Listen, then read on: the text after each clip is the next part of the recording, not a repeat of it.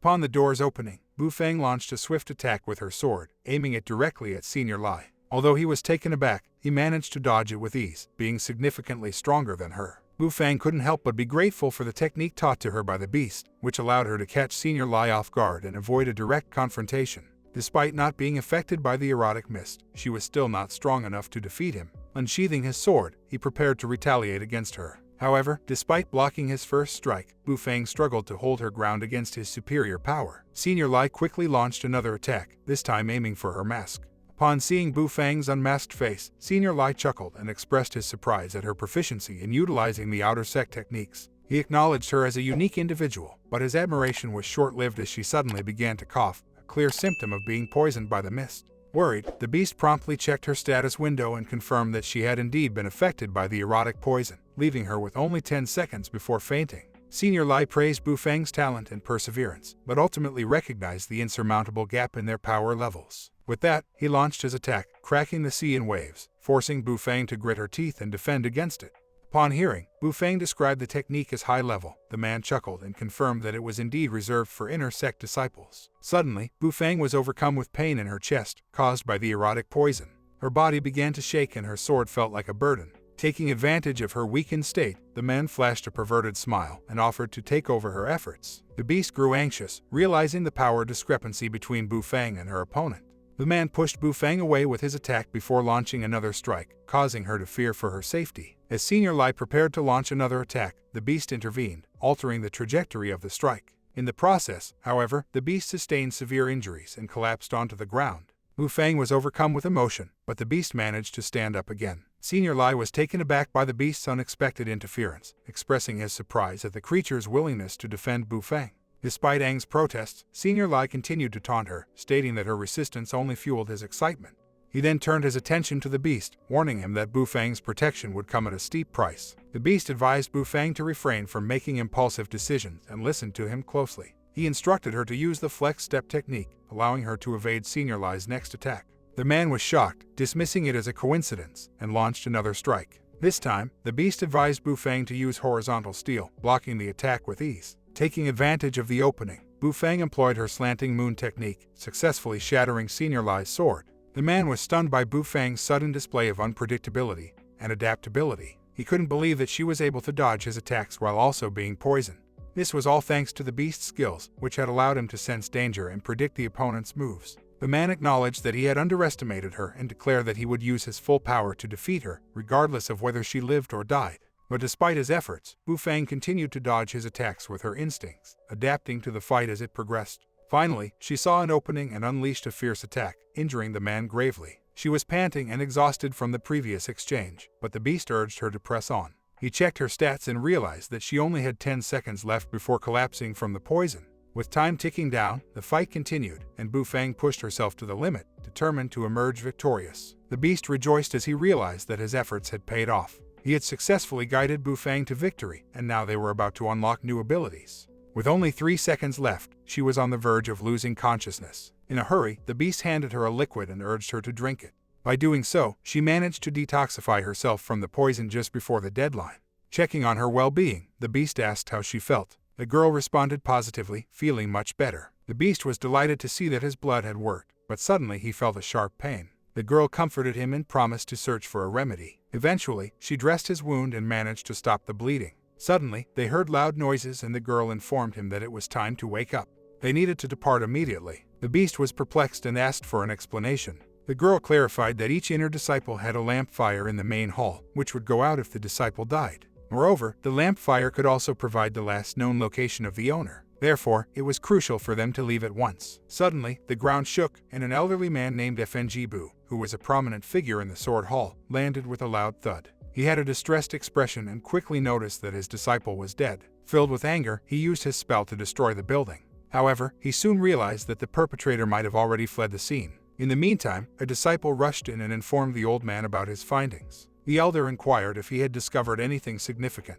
The disciple bowed respectfully and replied that he had heard rumors about Brother Lai showing interest in an outer disciple named Aang and visiting her on that day. The elder asked if he knew anything about the girl. The disciple responded that he had never heard of her before. The elder was bewildered as to how an outer disciple could defeat one of the strongest inner disciples. It was evident that a third party must have been involved, someone who had conspired with Aang to harm his beloved disciple. His demeanor turned cold as he issued a command to his disciples: "Follow my orders. Pursue and eliminate the murderer or anyone who appears suspicious." The disciple was taken aback by the command. If the person who killed Senior Lai, who was an expert, was above that level, how could they possibly win the fight? The elder reiterated that anyone providing information leading to the killer's capture would receive a reward of 500 spirit stone, while those participating in the murderer's elimination would receive a spirit treasure as compensation. Furthermore, the person who captures the culprit would be recognized as a hero by the elder. The man was astonished to hear about these rewards, as they were incredibly tempting. Eddie was willing to risk his life just to participate because the rewards were too good to pass up. The prospect of obtaining a spirit treasure could help him advance to the next level of cultivation.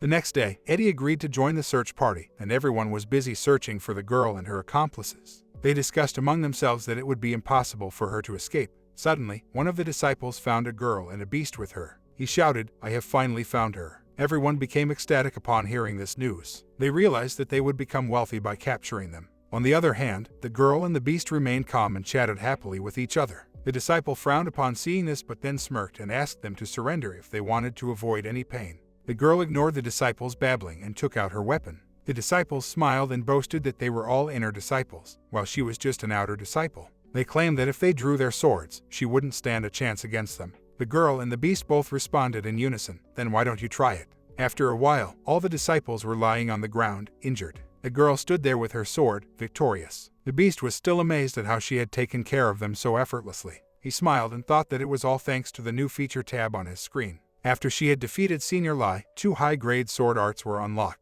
and he learned them both. He optimized his fighting style by incorporating these new techniques, which helped them win the battle. The girl, Bufang, kneeled down and expressed her gratitude towards the beast for his guidance. She was thrilled that even the most basic attacks he taught her became formidable. She asked if this was the difference between ordinary people and martial arts masters. The beast felt a bit embarrassed by her praise. Suddenly, the girl sat down in a meditative position and absorbed all the energy around her. After a while, she opened her eyes and exclaimed happily that she had broken through to the next level, all thanks to the beast's guidance. The beast was amazed by her progress and thought to himself that this girl truly deserved to be the protagonist with her exceptional talent.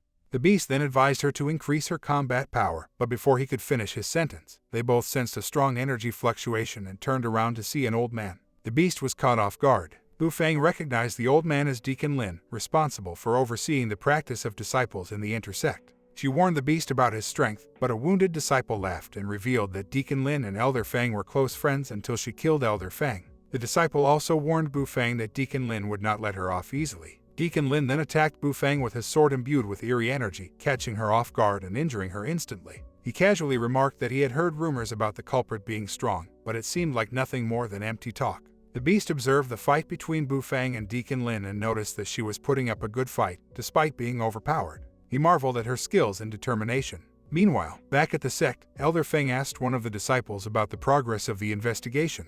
The disciple reported that Deacon Lin had found Bufang and was currently engaged in a fight with her. Elder Feng expressed confidence in Deacon Lin's abilities and said that he was assured if it was he. Meanwhile, the fight between Bufang and Deacon Lin continued in the forest. The old man was surprised to see that she was able to use basic swordsmanship to such a high degree and even better than Lei Shen. He also noted that her cultivation had improved significantly, indicating her excellent talent. The old man's expression turned cold as he questioned the girl, "Are you colluding with outsiders to harm our sect?" The girl immediately replied, "It was Senior Lai who wanted to force me, so I had to resist." Undeterred by her words, the old man attacked again with even more power than before, leaving the girl with no option but to block his attack with her sword. The beast, however, received a notification at this moment, a task to teach Bufang some martial arts tricks regardless of Deacon Lin's area. Initially confused by the task, the beast soon realized that Lin Gu was Deacon Lin's name. He wondered if the old man was actually kind-hearted despite his tough exterior, and whether he was trying to teach Bufang some new skills. Suddenly, the girl heard the beast's voice and turned towards him. The girl, Bufang, carefully observed the old man's moves as the beast advised her to do. She realized that this could be a great opportunity for her to learn the intersect martial arts. She erupted with tremendous fighting spirit and surprised the old man. He realized that she had figured out his earlier move, and even though the power was not much, the fact that she could copy a move in such a short time under so much pressure was commendable.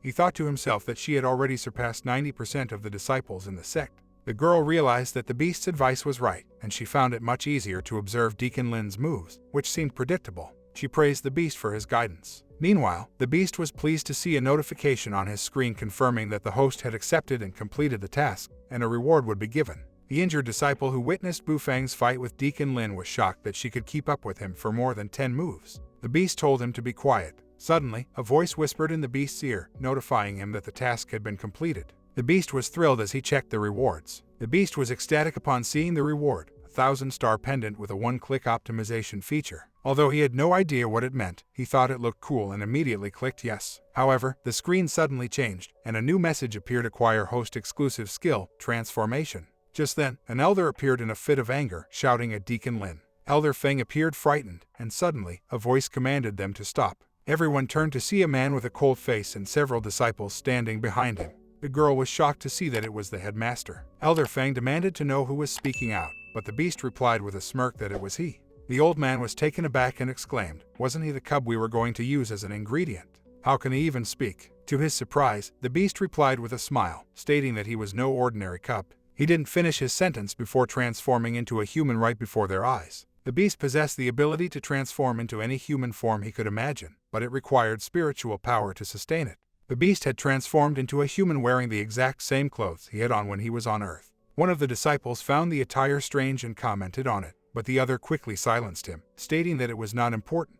Elder Feng grew concerned, realizing that a demon beast transforming into a human was an unprecedented occurrence. The boy pondered, who is he? Realizing the delicacy of the situation, he quickly reviewed all the information he had gathered about their sect on the system screen and crafted a plausible story. He decided to assert his superiority and began bragging. Even the founder of your sect, Chu, respectfully addresses me as master. Who do you think you are to shout at me? As Eldering's arrogance got the best of him, he charged towards the boy in a fit of rage, accusing him of lying. His attack was deadly, intending to kill. However, the boy remained composed, picked up a nearby sword belonging to the injured disciple, and swiftly blocked the attack. The bystanders were amazed by his skill. The bystanders identified the pendant as the 1,000-star pendant, but the headmaster revealed that its power surpassed that of the original. They wondered if the boy was related to the sect's ancestor, since only he possessed the knowledge to imbue such strength into the pendant. Disappointed, the boy remarked that he never expected the Ku disciples and their descendants to be so weak. He feared that the sect would decline under their leadership. The room fell silent as everyone absorbed the boy's words. Finally, the headmaster spoke up, instructing everyone to show his or her respect to the senior. He bowed to the boy himself, acknowledging his wisdom. After a while, the headmaster invited the boy to take a seat in the pavilion.